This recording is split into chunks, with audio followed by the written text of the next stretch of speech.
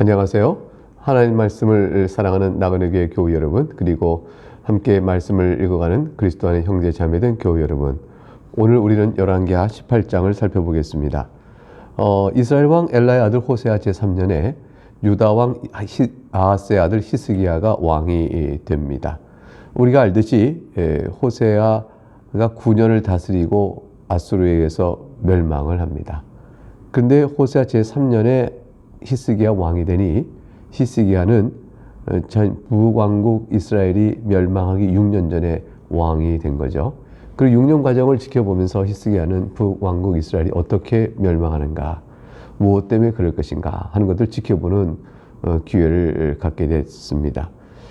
히스기야가 왕이 될 때 나이가 25세였습니다. 그리고 29년간 다스리게 되어집니다. 어머니 이름은 아비여 스가리아의 딸이었다 되어 있습니다. 히스기야는 참 선한 왕이었어요. 3절과 4절에 보게 되면 하나님께서 참 기뻐할 일을 참 많이 했다는 걸 알 수가 있어요. 첫째는 그의 조상 다윗의 모든 행위와 같이 여호와께서 보시기에 정직하게 행하였다. 이전의 왕들은 다윗이 한 것만큼은 하지 못했다 이렇게 되어 있는데, 히스기야는 다윗의 모든 행위와 같이 정직하게 행했다. 하나님 얼마나 기뻐하실까요? 구체적으로 4절에 산당을 다 제거해버렸습니다. 다른 유다 왕은 산당은 남겨뒀다 이런 얘기 나오는데, 산당을 제거해버리고 주상을 깨뜨리고요, 아세라 목상을 찍어내고 모세가 만들었던 노뱀을 이스라엘 자손이 이때까지 향하여 분향함으로, 모세가 만든 노뱀 그 자체가 남았다기보다 모세가 만든 노뱀을 본따서 만들어서 여러 백성들이 여기서 노뱀 만들고 저기서 노뱀 만들어 놓고 노뱀 형성을 비는 그러한 미신적 신앙들이 있었죠. 그것도 다 부숴버리고 누우스산이라 그렇습니다. 누우스산 말 자체가 노뱀이다. 한낱 노뱀 불과한 그것을 너희가 우상처럼 섬기느냐, 이렇게 책망하는 의미가 있다고 볼 수 있겠죠. 5절에 히스기야가 이스라엘 하나님 여호와를 의지하였는데 그의 전후 칭찬 나옵니다. 유다 여러 왕 중에서 그러한 자가 없었다. 하나님이 아주 기뻐할 만한 훌륭한 왕이었습니다. 그래서 6절에 여호와께 탁 연합되어 있었다. 그리고 그에게서 떠나지 아니하고 여호와께서 모세에게 명령하신 계명을 다 지켰다 되어 있습니다. 이제 유다는 이러한 왕이므로 하나님께서 유다를 어떻게 보호하실지, 또 그에게 어떤 복을 주실지 우리가 한번 기대를 하는 마음을 갖게 되겠죠. 7절에 여호와께서 그와 함께 하시며 그가 어디로 가든지 형통하였더라. 저가 아수르 왕을 배반하고 섬기지 아니하고 아수르를 종속되지 않고 그냥 저항을 했어요. 그리고 그런데도 국력이 강해져서 블레셋 사람을 쳐서 가사와 그 사방에 이르고 망대에서도 경관선까지 이르렀더라. 이게 다윗 시대에 가능했던 이런 블레셋 사람을 쳐서 가사 지방까지 통제해 나가는 그런 국력이 강화되는 그런 복도 받게 되어졌습니다. 자, 오랜만에 성경 읽으면서 오랜만에 정말 밝은 소식으로 행복한 마음이 들어요. 사실 그 이스라엘 왕들의 그 타락과 유다 왕의 일부의 타락들을 볼 때마다 마음이 얼마나 안 좋은지 읽으면서도 설명하면서도 마음이 서 불편했거든요. 그런데 히스기야를 보면서 우리 마음이 참 밝아지는 것을 경험하게 됩니다. 9절에 히스기야 왕 제4년 곧 이스라엘 왕 엘라의 아들 호세가 제7년에 제9년에 멸망하니까 제7년이니까 망하기 위한 과정이 시작되는 때입니다. 성경은 이제 여기까지 8절에서 히스기야 얘기를 한 다음 9절부터 북왕국 이스라엘 멸망의 이야기를 다시 한번 또 정리해 들어갑니다. 아수르의 왕 살만에셀이 사마리아로 올라와서 애워쌌습니다. 3년 후에 그 성읍이 드디어 함락됩니다. 곧 히스기야 왕 제6년에 이스라엘 왕 호세와 제9년에 사마리아가 함락되고 말았습니다. 7년, 8년, 9년 차 이렇게 되는 거죠. 하나님을 공경하는 히스기야는 이 망하는 과정을 지켜보면서 어떤 상황을 하였을까요? 하나님의 심판을 받아 이스라엘이 멸망하는 걸 보면서 여호와 하나님 이름을 더욱더 부르고 연합해 있어야겠다, 이런 큰 교훈을 받아야겠죠. 그래서 이제 북왕국 이스라엘이 멸망에 대한 이유를 다시 이제 정리해 주고, 그만큼 강조되고 또 강조될 교훈이기 때문에 성경을 되풀이해서 말을 합니다. 11절에 아수르 왕이 이스라엘을 사로잡아 아수르에 이르렀다. 고산강가에 있는 할라와 하볼과 메대 사람 여러 성읍에 두었다. 그리고 12절에 이는 그들이 하나님 여호와의 말씀을 듣지 아니하고, 반복한 교훈을 주는 것이죠. 그의 언약과 여호와의 종 모세가 명령 모든 걸 따르지 아니하였으니 그들이 이스라엘을 다 사로잡아 아수르에 가서 이렇게 이주 정책을 함으로 그들을 멸망시켰다. 이렇게 되어 있습니다.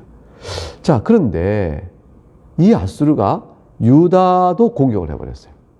북왕국 이스라엘 다 먹은 아수르가 남쪽에 있는 유다를 놔두고 싶지 않죠. 거기까지 지배했으니까 또 유다를 공격해 옵니다. 과연 북이스라엘처럼 유다도 망하게 될 것인가? 아수르의 공격이 어떻게 저항할 것인가? 13절 이하를 보겠습니다. 히스기 왕 제14년에 아수르의 왕 사네립이 올라와서 유다 모든 견고한 성읍들을 쳐서 점령해버렸습니다. 오니까 뭐 밀려나가니까 작은 유다 성역에 있는 작은 성읍들이 아마 추풍 낙엽이죠. 14절 유다 왕 히스기야가 라기스로 사람을 보내어 아수르 왕이 이르되 내가 범죄한나이다. 이렇게 되어지니까 히스기야가 어떻게 해야 될 것 같아요? 히스기야가 선택한 것은 이 사네립 왕에게 범죄한나이다. 용서해 주시고 나를 떠나 돌아가소서. 왕이 내게 명하는 지우는 건 모든 걸 내가 그대로 당하리니 이렇게 말합니다. 히스기야가 여기서 보이는 반응은 뜻밖이었어요. 이게 아수르가 점령에 올 때 히스기야가 하나님 앞에 엎드리고 하나님의 도움으로 이기리라 하고 이렇게 나가는 신앙적 태도가 있을 줄 알았는데 그렇게 하나님을 잘 섬기는 히스기야가 여기서는 뜻밖의 방법을 택합니다. 먼저 일찍 아수르 왕에게 항복을 선언해 버립니다. 내가 범죄했습니다 라고 말하고 아수르 왕이 요구하는 걸 다 하겠다 하니 아수르 왕이 요구한 것이 무려 은 300달란트와 금 30달란트를 정하여 유다 왕 히스기야에게 내라. 은 300달란트라는 것은요, 은이 10톤이나 되는 무게예요.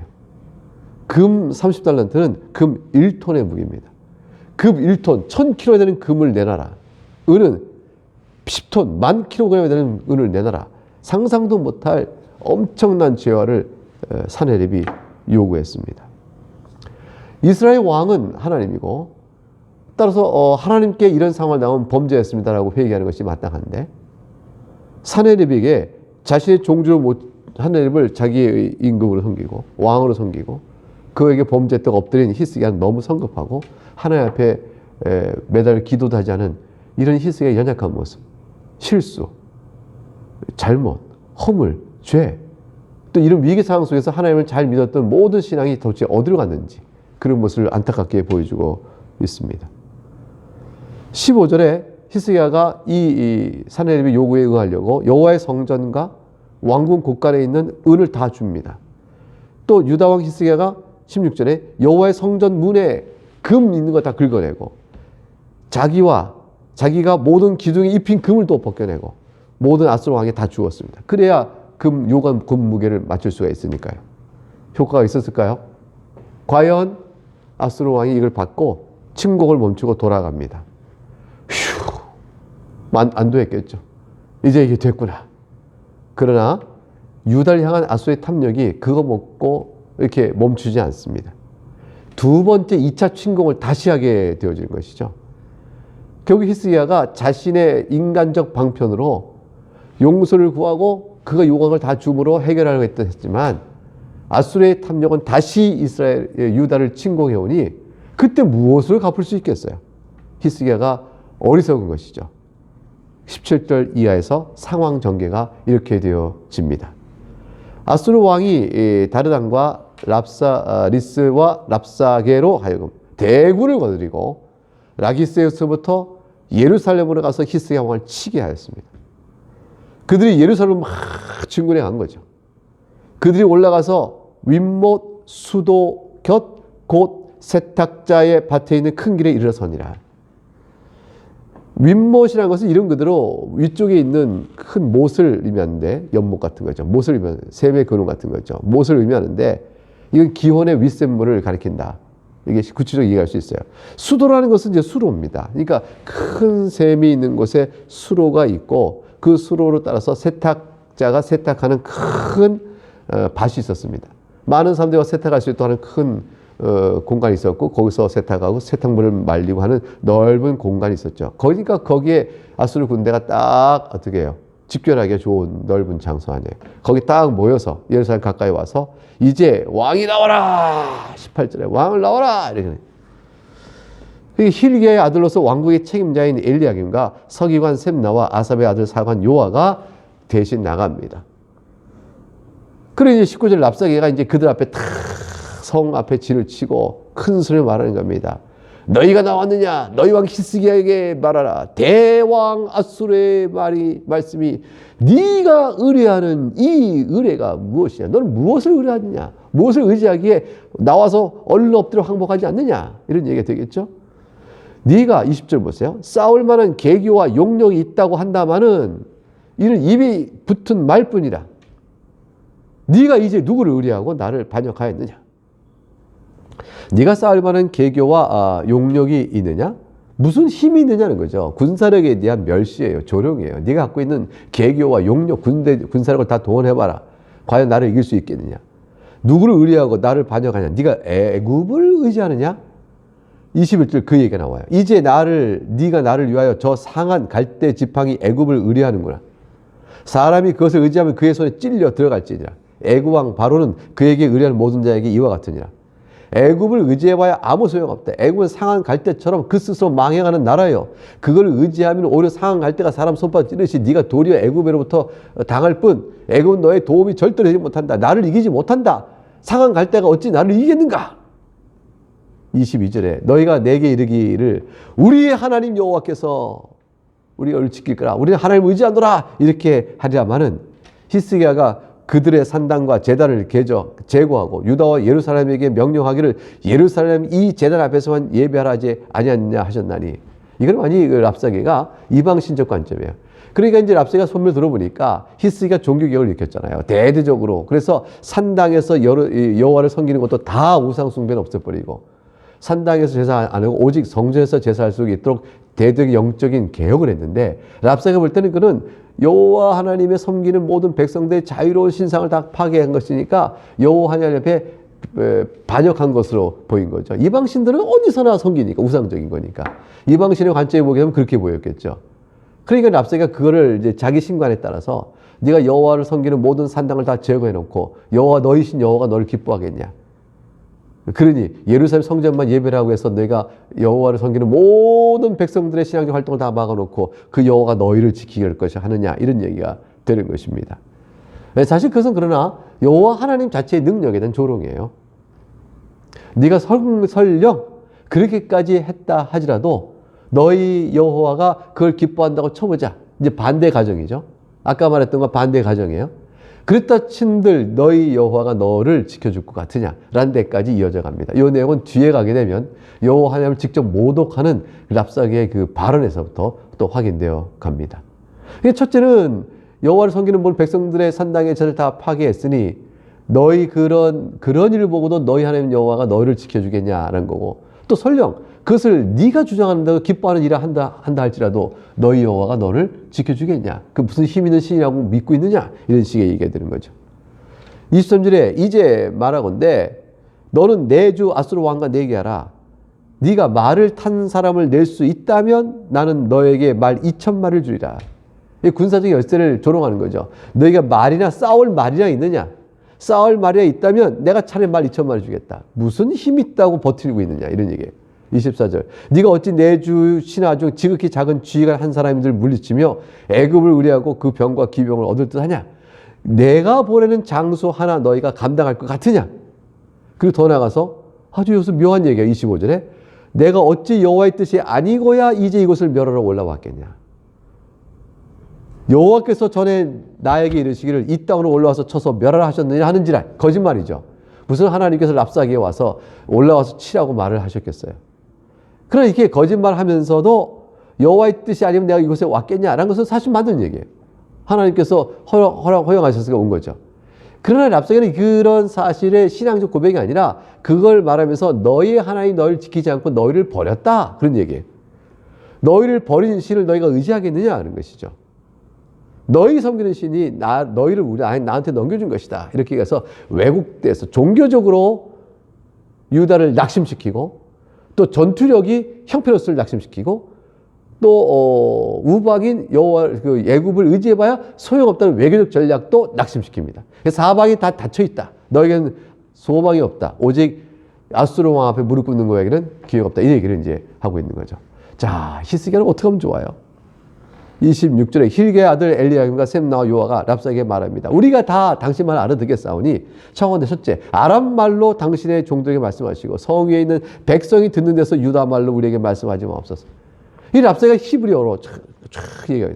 유다의 말로 하니까 아니 그러지 말고 아람 말로 하시오. 아람어는 당대의 외교적 언어요, 국제 언어였거든요. 그러니까 엘리야kim과 셈나 요아는 그 엘리트들이었기 때문에 그거를 다 알고 있었어요. 근데 이제 랍사기가 이제 일반 백성이 아는 대중적인 히브리 말로 하니까 그럼 백성이 듣고 막 요동을 할 거 아니에요. 그러니까 심리적인 상황을 생각해서 그 아람 말로 하시오라고 말하자 랍사기가 어떻게 했어요? 일부러 그렇게 말하고 있는 건데요. 랍사기는 자기네나 아람의 말을 쓰는 일을 랍사기가 일부러 안 하고 한 건데 그러니까 그 얘기 20절 이렇게 말합니다. 내 주께서 내 주와 내게만 이 말을 하라고 나를 보내신 것이냐? 너희들만 들어간 줄 아느냐? 성 위에 앉은 사람들도 다 너희와 함께 자기의 대변을 먹게 하고 자기 소변을 마시게 하신 것이 아니냐 하고 더욱더 선동 책략을 씁니다. 이게 심리전이죠. 그러니까 이제 대변을 먹고 소변을 먹고 마신다는 것은 뭐냐면 전투가 벌어지면 우리가 공격을 하면 군수물자 다 끊어지고 너희는 다 결국 굶주려 죽게 될 상황이 되니까 너희가 싼 대변을 먹고 너희가 싼 소변을 먹으면서 비참한 상황이 떨어지게 될 텐데 그러라고 해서 내가 너희 말 하는 거 아니냐? 백성들이 이 말 듣고 동요가 돼서 무섭도다 랍사기가 이 군대를 동원하고 진짜 진격해오고 공격하면 우리는 대변을 먹고 소변을 먹는 비참한 자가 되겠구나. 이렇게 이제 백성들이 막 동요해서 우리는 다 아수르에게 나가자 무릎 꿇자 항복하자 이런 소리가 나오게끔 이렇게 심리전을 펼치고 있는 거죠. 28절에 랍사기가 들여 일어나서 유다 말로 더욱 크게 소리를 말합니다. 너희는 대왕 아수르의 말을 들으라. 왕의 말씀이 너희는 히스기야에게 속지 말라. 그가 너희를 내 손에서 건져내지 못하리라. 또한 히스기야가 너희에게 여호와를 의뢰하라 함을 듣지 말라. 그가 이르기를 여호와께서 반드시 우리를 건지실지라 이 성읍이 아수르 왕의 손에 함락되지 아니하게 하리라 할지라도 그러나 그 말이 납득이 될 것 같으냐? 이런 얘기죠. 31절에 이렇게 말합니다. 너희는 히스기야 말을 듣지 말라. 아수르 왕의 말씀이 너희는 내게 항복하고 내게로 나오라. 그리에 하고 너희는 각각 그의 포도와 그의 무화과를 먹고 또한 각각 자기의 우물의 물을 마시라. 그러니까 저항하면 너희 대변이나 소변이나 먹고 비참하게 죽을 것이고 항복하면 너희에게 포도와 무화과를 줄 것이다. 물을 줄 것이다. 이렇게 말했어요. 이거는 굉장한 회유죠. 마귀가 너희가 내게 절하면 이게 예수님 광야 시험 받을 때 마귀가 예수님께 말했잖아요. 내게 한 번만 전하면 내가 천하만국의 영광을 너에게 다 주겠다. 그거 마찬가지. 아수르가 너희가 항복하여 나에게 무릎 꿇으면 내가 너에게 포도와 무화과나무와 물을 주겠다. 흔들리고 백성들 그럴 수 있잖아요. 32절에 더 나가서 이렇게 외칩니다. 내가 장차 와서 너희를 한 지방으로 옮기리니 다 너희를 이주 정치시켰다는 거죠. 그곳은 너희 본토와 같은 지방, 곧 곡식과 포도주가 있는 지방이요, 떡과 포도원이 있는 지방이요, 기름 나는 감람과 꿀이 있는 지방이라. 너희가 살고 죽지 아니하리라. 히스기야가 너희를 설득하여 이르기를 여호와께서 우리를 건지시리라 하여도 히스기야 말을 듣지 말라. 이거 아주 교만한 말이에요. 하나님께서 이스라엘 백성을 애굽에서 건져내셔서 가나안 땅 넣으실 때 뭐라고 하셨어요? 젖과 꿀이 흐르는 땅이라 그랬어요. 거기 포도와 무화과가 나와 있는 땅이죠. 근데 그 말 똑같이 이제 아수르 왕이 너희를 다 건져서 한 마을로 옮길 텐데 그 마을에 가게 되면 그것은 떡과 포도가 있고 또 곡식과 포도주가 있어서 감람나무와 꿀이 있는 지방이라. 젖과 꿀이 흐르는 지방이라 이렇게 말하는 것이죠. 그러니까 아수르에게 항복하면 젖과 꿀이 있는 강으로 갈 것이다. 젖과 꿀이 있는 곳으로 옮겨질 것이라. 이건 완전히 그 구원 역사를 이루는 그런 교만한 모습이 있어서 마치 하나님의 여호와 하나님께 하신 일에 대한 모양 같은 거죠. 백성들을 완전히 미혹하는 거예요. 흔들리게 하는 것이죠. 그리고 또 하나님을 모독합니다. 민족의 신들 중에 어느 한 신이 그의 땅을 아수르 왕의 손에서 건진 자가 있느냐. 하맛과 아르밧의 신들이 어디 있으며 스발 와인과 헤나와 아와의 신들이 어디 있느냐. 그들이 사마리아를 내 손에서 건졌느냐. 민족의 모든 신들 중에 누가 그의 땅을 내 손에서 건졌기에 너희가 섬기는 여호와가 예루살렘을 내 손에 건지겠느냐 이거죠. 이제 직접적으로 하나님을 조롱하고 감히 모독하는 죄를 범하고 있습니다. 이걸 어떻게 용납할 수가 있겠어요? 이 분함을 어떻게 해요? 그래서 백성이 한마디 하지 않습니다. 36절 잠잠하고 한마디도 그에게 대답하지 아니하니 이는 왕이 명령하여 일체 답하지 말라라고 하였기 때문입니다. 히스기야는 지혜롭게 랍사게의 전략을 예측하고 명령을 내려둔 것이죠. 백성들의 침묵은 그래서 한편으로는 두려움의 공포가 있죠. 엄청난 그 랍사게에 있으니까 얼마나 두려워요. 두려움의 공포에 확 쌓이면서도 하나님 여호와를 의지하며 결혼의 항전의 의지를 갖는 이 양면적인 교차 감정 속에서 일단은 침묵을 가만히 하고 있었습니다. 37절 힐게의 아들로서 왕국의 내 책임자인 엘리야김과 서기관 셈나와 아삽의 아들 사관 요아가 옷을 찢고 히스기야에게 나아가서 랍사게의 말을 전했습니다. 옷을 찢은 건 왜 그래요? 슬픔과 분노죠. 어떻게 우리 여호와 하나님을 저는 저따 이방신을 섬겨졌다이가 모독하는가? 우리에게 힘이 없어서 저들의 입을 막지 못함이 안타까우니 이를 어떻게 하면 좋은가? 오 여호와 하나님 우리를 돌아보소서라는 마음이 있어서 하나님 앞에서 슬픔과 분노로 옷을 탁 찢었습니다. 그리고 히스기야에게 보고를 했습니다.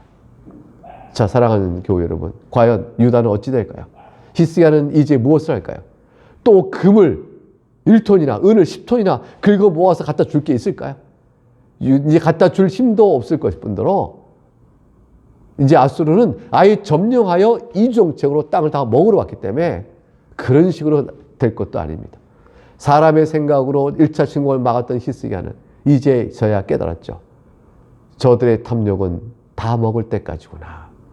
과연 이 상황, 위기 상황을 히스기야는 어떻게 극복하고 유다는 살아남을 것인지, 과연 그 다음 얘기는 어떻게 될까요? 오늘 여기까지 하고 내일 또 주 앞에서 하나님께서 이 일을 어떻게 인도하셨는지 주께서 행하실 일들을 살펴보도록 하겠습니다. 오늘 하루도 주 안에서 강건한 모습으로 살아가는 여러분 될 수 있기를 주의 이름으로 축복합니다. 샬롬.